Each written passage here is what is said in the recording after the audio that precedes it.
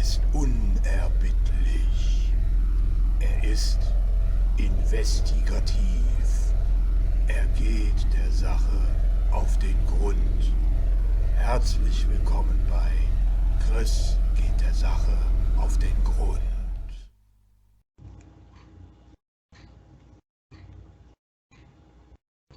Hello and welcome everybody again to the second part of today's special feature about Dawn of the Zeds and Chris Investigates. In the last episode you saw a few minutes ago, we talked to the designer Herman Lattmann, and now we have another very special guest with us. It's Alan Emrich, the founder of Victory Point Games, which published Dawn of the Zeds in its first 3 iterations. Hi, Alan. How are you? Hello. Okay, Alan. As you know, I talked to Herman, and he told me that you are working on expansions. Let's start with the expansions. Yes.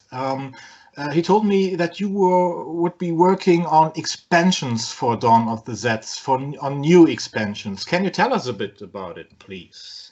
I believe the first 3 expansions are published, and they're primarily to help new players, players who are in trouble, players who keep getting killed and are frustrated. So they kind of soften the game, they ease the gameplay experience. They add more blue cards, and they give you rewards like rumors, which are really worth going for, and railroads, which just are super helpful in fighting off the Zeds. So we've given you those tools. Those are the first 3 of the dozen expansion kits I got planned for the game. When Herman tossed me the keys at the beginning of 3rd edition and wished me luck with the vision I had for where Dawn of the Zeds should go, I started, I got the game out and said, okay, more cinema, more story, make you feel like you are in this drama. And I think we succeeded in that, but then it was like, okay, more content, because that's what people wanted. So I started mapping out expansion kits and other heroes for the story and heroic civilians and situations. And so while the first 3 expansion kits included a set of blue cards, I think the next 3 include a set of yellow cards. They include some new heroes and heroic civilians, and the first half of the Super Zeds. And the Super Zeds, I gotta admit, I really love playtesting the Super Zeds the most, because every time you draw a new Super Zed unit, now it's like these new faces, and they're doing new things, and you're challenged in new ways, and it makes me smile. Okay, the world is falling apart, but I'm smiling. So there you go. Can you give us a hint about a new Super Zed? I believe there are 20 total. We're playtesting. We're wrapping up the first 10 for an expansion. These are little expansion packs, they're not, big box things. It's just little small things that you buy. So you get 10 Super Zeds and the rules for them. And then a few more expansions down the road, there'll be another 10. Well, let's see. We got like cheerleader Zeds. And they come in at Farmingdale University, and they kind of pull other Zeds along with them because they're leading the cheer for the Zeds. We got Zeds. There's just we got nuclear, we have radioactive Zeds. We got Zedactyls that fly around and swoop and. Okay. Yeah, there's just all kinds of craziness in the Super Zeds, and it really makes the outbreak of a Super Zeds epidemic insane. It's great. It's fun. You just don't know what's going to happen there. Yeah, sounds cool. You never know in Dawn of the Zeds what's Right. gonna happen. Yeah. If you ever need a playtester, I'm just asking for a friend, you know. Oh, okay. Yes, actually, let's talk after the recording, and I'll see about wiring you into some playtest stuff. I got some playtest components for the next 3 expansions, 4, 5, and 6. That you could look at. Oh, would be cool, huh? Okay, so there will be new heroes, new super sets, new villains in planning. There's one of the expansions. Working title is "They're Not Helping." Is some new villains, and this hasn't been announced or anything, so this might be the last expansion. The thing I'm going to use and tie it up with the bow is going to allow the villains in non-versus play. In solitaire and co-op games, it will bring the villains into play, and each villain will enter as an event card. So when you, or a fate card, excuse me. So when you don't, you're, oh, it's this track, but now this villain appears as well, and here's the AI for the villain. It starts here, it's trying to go there, and it does these things while it's on the board. So you'll get to use those pieces in the box that you never took out because you never played a versus game, and now you get to deal with them, and now you get to make some arrests and all the fun stuff. That's really cool because yeah. I said to Herm, Herm, I love Dawn of the Zeds 3rd edition. I really love it, but I do miss arresting Dr. Matthews, who is only in the versus mode. Yeah. Yeah. If you never played the versus game, it is a really great 2-player, almost chess-like game of Dawn of the Zeds.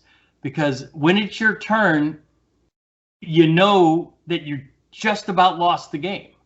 I mean, it's over. How can you win? It's hopeless. And then you do your turn, and then your opponent feels the exact same way at the beginning of their turn. Oh, how can I overcome this? It's hopeless. I'm completely, no, I can't. And then they do their turn, and it goes back and forth, making the other guy's position hopeless. So it's a really great thing. For those of you who have not tried the versus game of Dawn of the Zeds, I'm telling you, there is a wonderful treat in that box for you. Okay, cool. Yes. So it is. Okay, let's talk a bit about Dawn of the Zeds Genesis. Herm told me when he had the idea for Dawn of the Zeds that he was so surprised that nobody had the idea to do this for a States of Siege game before him. And then he came to you, and what happened? Well, the idea is perfect. I mean, you don't blame a room for being dark for 10 years just because somebody turned on the light switch now. Herman turned on the light switch and said, States of Siege, zombies, great idea. But his first submission, and I think this is the first game he ever submitted to a publisher. When you work with new designers at Victory Point Games, believe me, we work with all new designers, lots and lots of new designers, and we kind of help them find their place in the industry. And they're there today. They're doing great. Herman's doing great. They work in the medium that they know best. That's how they create a game. They work in what's familiar to make their game. And Herman knows spreadsheets. His first submission for Dawn of the Zeds was the most intricate spreadsheeting you've ever seen. And looking at it, and Herman and I are war gamers. So I mean, Zeds was very war gamey. It had very war game like systems mechanics mixed in with the States of Siege movement and territorial control. And it was too war gaming, because even though we sold war games, having a zombie game meant having the chance to reach out to other markets, to non-war gamers, to Euro gamers, or whoever. And if we made it that thick of a war game, it wasn't going to fly. So I rejected it. And I said, Herman, you gotta make it simpler. And that's the hardest thing for a designer to do, is to find the essence of the game, to squeeze, to condense, to cut, to trim. Because a game isn't finished when the last feature is added. A game is finished when the last feature is removed. And that's what I had to get Herman to do, and he did a great job. That was our first edition of Dawn of the Zeds. Still had a pretty good amount of chrome in it, and in second edition we tried to organize it a little better and tighten things on the board and give you that real claustrophobic feel. But when Victory Point Games decided to switch from polybags and pizza boxes to a real game on the store shelf printing format, that was third edition Zeds. That was our first game to come out in this format. And at that point, Herman was just too busy to do a new edition. And because I had this idea, if we're going to put it on the store shelf, then it's got to be about story. It's got to be about characters. We got to pull the drama along. We got to make the narrative. We have to make real personalities that are rich in this culture, this little bit of Americana. And Herman, the story and the narrative, he wanted the systems and mechanics, and I needed the story and the characters. And so Herman kind of passed me the ball for third edition, and I've been running with it ever since. But that doesn't take away from his genius as a designer at all. It's just my embellishment as a storyteller to help move the game in that cinematics scope. Okay. And then, yes, you decided to make a second edition, a boxed second edition, which I bought at my flagship store in Cologne. Yeah. Yeah, it was very hard to find it, but he had everything, and I was very lucky. And then you had the idea to make the third edition as a Kickstarter. Well, second edition was still, it still had a lot of war game in it, and we were still getting feedback about it being a little less accessible and having to explain a lot of things, and it was very claustrophobic and very bloody, and that's fine. That was where we were going with that game. But when the third edition, when we knew we were going to put it in a box, put it on a Kickstarter, get it into store shelves, we knew it had to be a little less bloody and more, psychological horror, feeling of dread and doom, without all the blood splatter, with a lot less. So we went with the new artist, and that was when the developer Petra Schlunk came in and said, we really need to do something about the rules, because right now it was like a war game. It had one big thick set of rules. And she said, how can we make this more accessible? And believe it or not, I designed a Dawn of the Zeds card game just to show the basic Jack and Jill version of what Dawn of the Zeds is. And from that, it's like, okay, these are the stages. This is how you can progress it. So she wrote the different rule books and how they integrate. Start here, go there. You just need this for setup and your little finishing story. And so it's all synchronized and orchestrated so that even though a player goes, 5 rule books, everything's gentle. There's a voice pulling you through, because it's a solitaire game. I have to create instructions and a learning environment where you don't get help from somebody else. This is before YouTube videos taught everybody how to play everything. This is you and the rules book, and we're going to talk you through it. Sit down. You're going to be okay. Let's go. Yeah, you're absolutely right. It was a cool decision and opens the door for many people who usually perhaps don't play such complex games, and it's an easy start. Of course, yes. Well, And, you know, a lot of people want every answer to every question like they're a bunch of computer programmers. But your brain isn't necessarily a computer. Your game can fill in blanks. Your game can think things out. Your game can rewrite the script in the middle. Your game is malleable because your brain is the computer running it. So there are some interpretive edge cases for players to discover and find, and I noticed that the boards on Board Game Geek are still full of people asking these questions and others answering them and giving some pretty good answers, I must say. So yeah, I like that too. Yeah, and in the end, Dawn of the Zeds 3rd edition is overall ranked on place 569 on Board Game Geek at this moment, and even on 70 thematically. And if you look at the top 100,000, there are 100,000s of games, and a 3-digit place is like top 10 in other charts, I think. I think it's your most successful, or your one of your most successful games. Well, you know, when I did the video for the Kickstarter, I tried to explain that what I was trying to create with 3rd edition Zeds is to make the everlasting gobstopper game. And that everlasting gobstopper is a Willy Wonka candy that he invented for poor kids, because you could suck it forever and the flavor would never run out. So you don't have to buy this one piece of candy. And I wanted a game that was like that. Every time you came back to it, every time you played, every time you tried to suck entertainment out of this game, there was always more. There was always something else to discover. There's another page turn, another system, mechanic, another combination of heroes, that it had like so much replayability. That's what I was after. That story could be told so many ways. And hopefully pull that off. It seems like we have. Yeah, I think so too.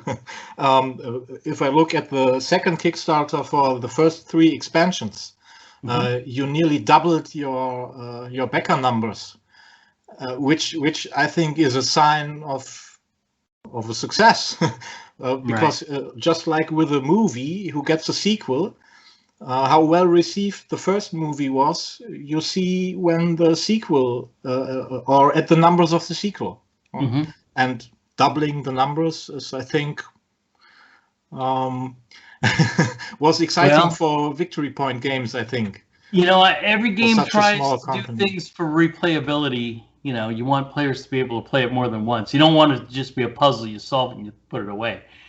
By creating a vibrant narrative experience in a gameplay setting, that's the story, instead of a book or a movie, we're telling it as gameplay. I think because of the comedy, you know, I've seen all the zombie movies. You know, I saw them all when they first came out, except for Night of the Living Dead. I was a little too young. My parents wouldn't let me see it. But you know, the TV shows and all of that, and it's like, why did they choose those characters? I mean, these are the classic characters in all of these stories, and you go to a movie or you read a book for the story, for the characters. Characters have to carry the story. That's their job. And I wanted that in this game as well. I wanted the characters to carry the story of the game. And you were in it. You had to really role play. It's kind of a role playing game. You know, you have to role play these characters and figure out what are they going to do. How best can I help survive this ordeal? Okay, cool. When I already have you in front of a microphone talking to me, I of course need to ask a little bit about good old VPG times. And of course, Herm and me, we talked about that too, and we both had the same things in mind regarding which good old VPG games could need a new edition. And there are many games who got a new edition, or which got a new editions, like in Magnificent Style or Worthington Games published many of them, as far as I know. But we are missing Barbarossa campaign. So I need to ask you, Alan, who has the rights, and when will there be a new edition for Barbarossa campaign? Well, when Tabletop Tycoon bought Victory Point Games, they released most of the rights back to their designers. They kept a few choice games like, you know, Dawn of the Zeds that they would continue to publish. But I believe that the designer has got the rights for the Barbarossa campaign, but we at Victory Point Games kind of took it into something bigger and more elaborate, and in fact we completely kind of redid the game. If you see the original one that came in the little folded piece of paper version of the Barbarossa campaign and what we did with it, and you could see it's kind of night and day. So that version that people want, that VPG version, we were working on that when we sold the company. I mean, we were working on having it playable solitaire from the Soviet side as well as the German side, and then having a two-player. But you know, that was just too much. What I agree with you. What we really need is to see the classic game just redone in the modern format. Now, it's not like we didn't license it out to other companies who did that. I mean, here's like the Japanese version for Chinese, or no, I forget. I forget who we licensed this to, but you know, there's other versions of the Barbarossa campaign out there in foreign lands. But I have literally sat down with the counters, with the map, and said, what can we do? What new thing is there? And there's nothing new. I put everything in that damn game, and there's not one system in the Barbarossa campaign that works like any other war game. I had to invent all new systems and explain them all and give long examples to make the thing work. And then I tried, you know, transplanting. I said, okay, did all this work, made Barbarossa campaign, it's a success. Where can we transplant that engine? Nowhere. It didn't work for anything else. We tried that. Tried to pot that plant in so many other places, wouldn't go. It's a one-off, you know, bolt of lightning. It's one of those miracle lightning in a bottle games. And yeah, we've been asked to have a new edition, and I've been approached about it, and I'd like to do it, but right now I am just so busy with another project. I'm doing Frank Chadwick's ETO, which is, you know, it's got to be done. It's huge. Okay. Do you want to tell us? Our most requested game to have brought back into print was always Hero of Weehawken, and I just finished the second edition of that. And the publishers just got to find the time to do their bit, but it's all done as far as I'm concerned. They need to lay it out, format it, and get it to the printer. But it's developed, it's arted. It's the rules are done. It's pretty brilliant. That one turned out really well, and that's got some nice second edition features. That's really cool because I never had the chance to play the original version. I'd buy it instantly. Well, it's got some really good capital H history. Again, it's another solitaire role-playing game where you have to role-play America's third president, Thomas Jefferson.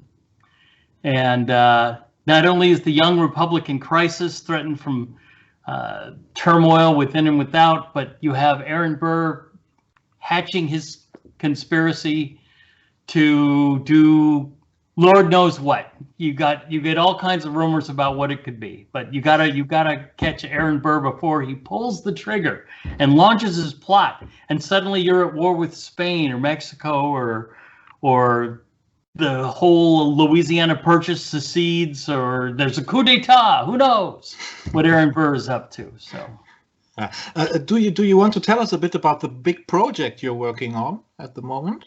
oh, Frank Chadwick's ETO. Mm-hmm. Back in Victory Point Games days, we published Thunder in the East, which was a great World War II game covering the Russo-German conflict.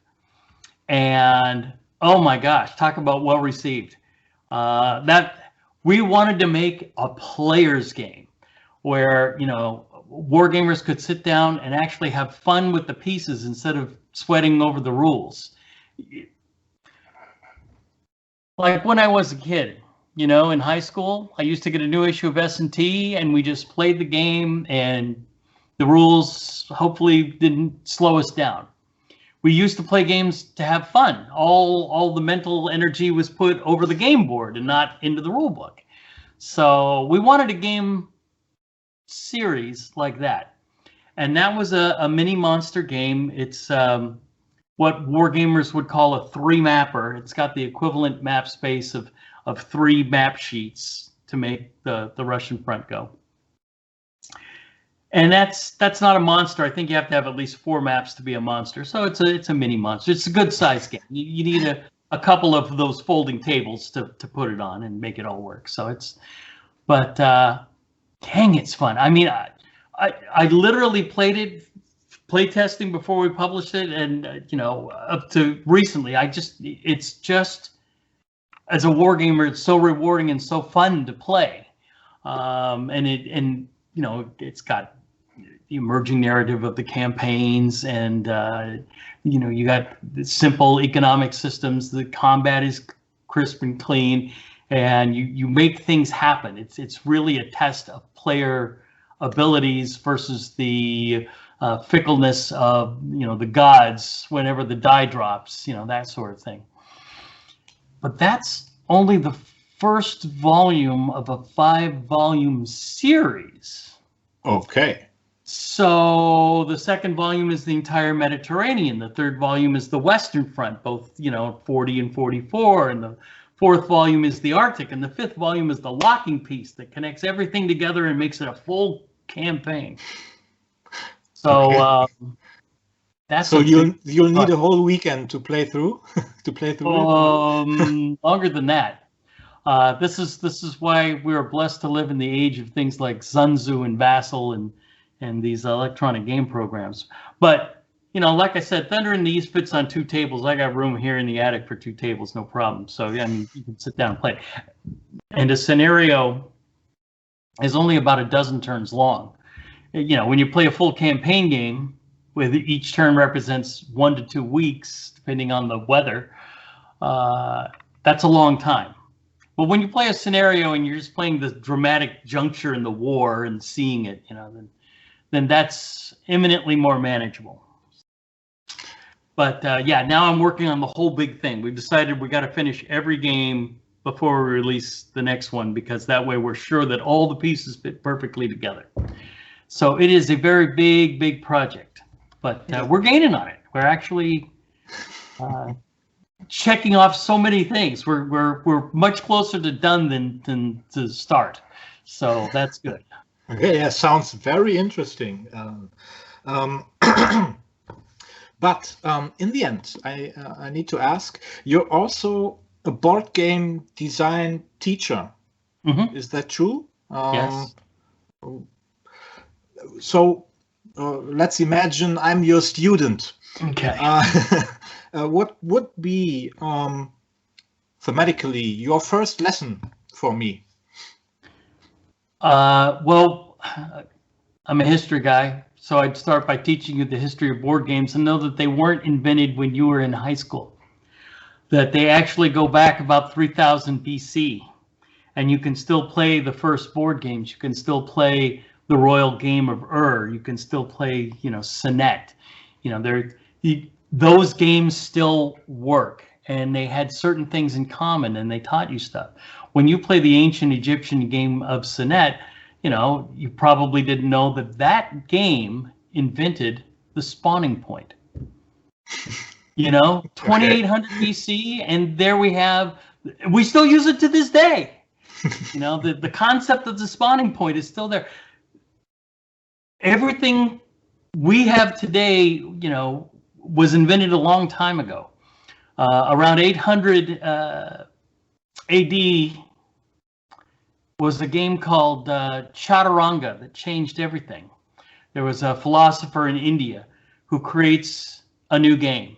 And like any new game designer, the first thing he does is he steals from other games that are already out there.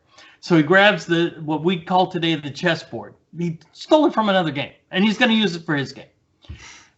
But unlike other games, all the way up to that point in history, the pieces represent something.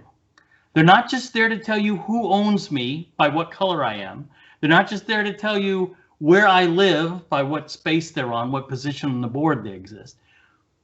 They actually have different capabilities. Chaturanga is like a 4-player chess game where you have your Raj, your king, and your elephant, and your ship, and your chariot, and your pawns, your foot soldiers. And they battle, and each moves differently and captures differently. And that changes everything. That is such a fresh break in gaming that Chaturanga spreads throughout Eurasia. And people start to make their own local variations, from chess to Chinese chess to Burmese chess to Korean, to Japanese shogi. It doesn't matter. See, you've got to appreciate the history of where your board games come from. And that would be the first lesson. That's, you know, I take you up to modern times.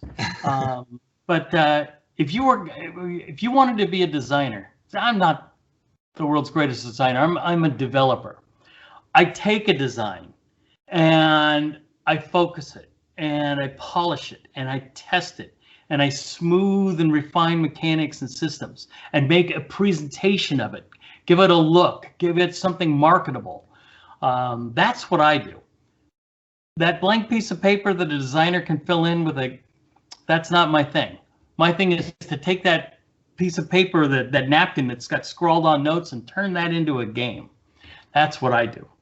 But every student I ever had, I would always ask the class, okay, who walked into this class, saw game design, and knew you already had a great idea for a game?